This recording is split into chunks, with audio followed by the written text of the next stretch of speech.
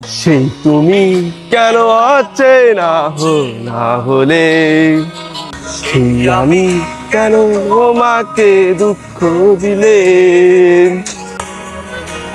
চলো বদলে যাই, তুমি ক্ষমা করে দিও আমায়। ওখানে কেন কি করলাম আর তুই কি করতেছিস? তুই তো দেখতেই পাচ্ছিস আমি কি করতেছি। এই যে দুইজন একসাথে হেঁটে যাচ্ছি, তা তুই গান বাজায় তালে তালে গান গাইয়েই যাচ্ছিস, আর আমি যে তোর সাথে যাচ্ছি, তা তোর কোনো হিসেব জ্ঞান আছে? আচ্ছা আমি যে প্র্যাকটিস করতেছি, তা তুই প্র্যাকটিসটা ঠিক মতো করতে দিবি না? প্র্যাকটিস করতেছিস মানে? যাচ্ছি দুইজন একসাথে বাজারে, এর মধ্যে আর প্র্যাকটিস কি? তোর তো সে কথা বলা হয়নি। তোর জন্য আর আমার জন্য একটা সুসংবাদ আছে। তুই তোর মোবাইল থেকে গান গাচ্ছিস, এর মধ্যে আবার সুসংবাদ কোন জায়গা থেকে আসলো? বন্ধু, প্রাইমারি স্কুলই গানের টিচার নেবে, তুই কি জানিস? কি বললি তুই? আমরা যারা ফ্রেন্ড সার্কেলে আছি, যারা গান পাগলা বিশেষ করে, সবাই মিলে যদি একবার প্রাইমারি স্কুলে ঢুকে যায়, চাকরিটা পেয়ে যায়, প্রাইমারি স্কুলের ছেলেকে মাথায় ফেলাই দেবো এবার। এ সংবাদ তুই কোন জায়গায় পালি? আমি তো এখনো শুনলাম না, জানলাম না। জীবনে তুই কোন সংবাদটা আমার আগে পৌঁছায় দিতে পারলি? তোর যে দরখাস্ত লিখতে হবে না, সেটাও তো আমার লিখে দিতে হবে না। তুমি যে কি পারো তা আমার ভালোভাবে জানা আছে। ওই কি কইলে দরখাস্ত না কি, ও শেষমেশ আমারই লেখা লাগবে না, বুঝলে? কি বিষয়বস্তুটা কি এটা একটু আমার খুলে বলো দিনই দেই। প্রাইমারি স্কুলে গানের শিক্ষক নেবে, এখন এই সিদ্ধান্তটা চূড়ান্ত হয়েছে। খুব শীঘ্রই আশা করা যাচ্ছে সার্কুলারটা দিয়ে দেবে। তুই, আমি আর আমরা যারা বন্ধু আছি, এরা তো গান পাগলা, তাই আমরা সিদ্ধান্ত নেব সবাই মিলে একসাথে গান প্র্যাকটিস করব এবং অ্যাপ্লাই করব, আবেদন করব। পরে আমাদের যদি চাকরি হয়ে যায় তাহলে তো আর দেখে কিনা। ওরে সেই প্র্যাকটিসটাই তো করছিলাম, তুই যাচ্ছিলি আর আমি মনোযোগ দিয়ে সেই প্র্যাকটিসটা করছিলাম। তুই এ কথা আগে কইসলি গান, বিয়ের বয়স পার হয়ে যাচ্ছে, এ চাকরি বাকরি পাচ্ছি না এখনো, এ কথা তুই আগে কইসলি গান, প্র্যাকটিস লাগা। সেই তুমি কেন এত অচেনা হলে, সেই আমি কেন এত দুঃখ দিলে। থাম তুই বারবার আমার থামা দিছিস কাণ্ডে। বন্ধু, এ গান তো হবে না, এ গান তো তোর আমার জন্যই। ছেলে পিলে যে গান শোনে বোঝে সেই সব গান শিখতে হবে।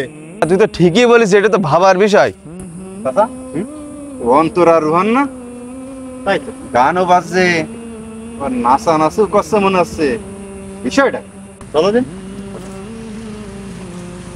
সেই তুমি কেন এত অচেনা হলে। এই,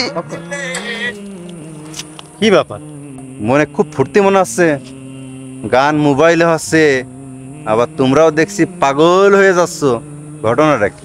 আঙ্কেল, প্রাইমারি স্কুলের গানের টিচার নেবে, সরকার একটা সিদ্ধান্ত নিয়েছে, কিছুদিন পরে সার্কুলার।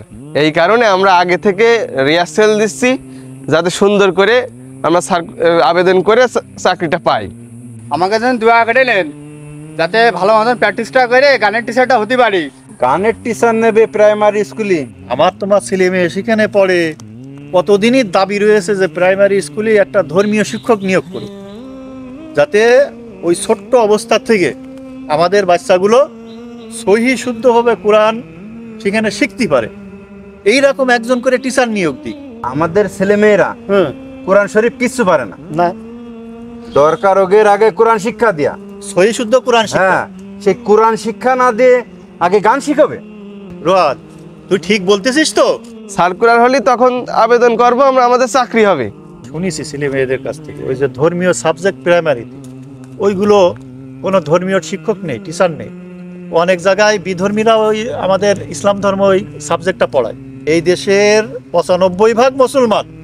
আমরা সরকারের কাছে দাবি করেছি, শিক্ষা মন্ত্রণালয়ের কাছে আমাদের অনেক জোর দাবি রয়েছে যে বাংলাদেশে যতগুলো প্রাইমারি স্কুল রয়েছে, প্রতিটা প্রাইমারি স্কুলে একজন করে ধর্মীয় শিক্ষক নিয়োগ দিতে হবে। সেই ধর্মীয় শিক্ষকের কাজ হচ্ছে ধর্মীয় যে বইটা আছে ওইটা পড়ানো, আর ওই বাচ্চাদের সহি শুদ্ধভাবে কোরআন হাদিস শিক্ষা দেওয়া। কারণ ওই বয়স থেকে যদি শিক্ষা তারা নেই, তাহলে কি তাহলে ওরা তৈরি হয়ে যাবে ওইভাবে। হ্যাঁ, তাদের ওই নামাজ কালাম ধর্মীয় ইবাদত যেগুলো করতে হবে, এগুলো করতে আর কোনো বাধা থাকে। আমি তো আমার সন্তানের গান নাও শিখতে পারি, আমি আমার সন্তানের কোরআন শিক্ষা সহি শুদ্ধভাবে শিখাবো। এইটা হচ্ছে সরকারের কাছে, শিক্ষা মন্ত্রণালয়ের কাছে আমার দাবি, তোমার দাবি, আর একজনের দাবি। যদি এই শিশু অবস্থায় কোরআন শিক্ষা না যায়, বড় হয়ে এটা আপনারা আপনাদের কাজ চালায় যান, আমরা আমাদের কাজ চালাই যাই, কারণ আমাদের তো একটা চাকরি প্রয়োজন, চাকরি তো পাতে হবে। আর আমরা তো অন্য কোনো লাইন দেখতেছি না, তো এখন সামনে যখন একটা ভালো সার্কুলার আছে, তা আমরা এই জন্যই চর্চা করতেছি, ওইটা আবেদন করব, যদি হয় তাহলে তো ভালো। তাহলে বন্ধু চলো আর কি থাকেন করা। আপনারা। তাহলে আঙ্কেল থাকেন, আসসালামু আলাইকুম। সন্তান আমার, সিদ্ধান্ত আমরাও নিতে পারি। অবশ্যই আমাদের সিদ্ধান্ত এই যে ব্যাপারটা কোরআনের শিক্ষা, আমরা যে একটা শিক্ষক চাচ্ছি স্কুলে, হ্যাঁ, এটা তো আমাদের গার্জিয়ানদের মতামত নিতে পারত। এটা আমাদের প্রাণের দাবি, প্রাণের দাবি।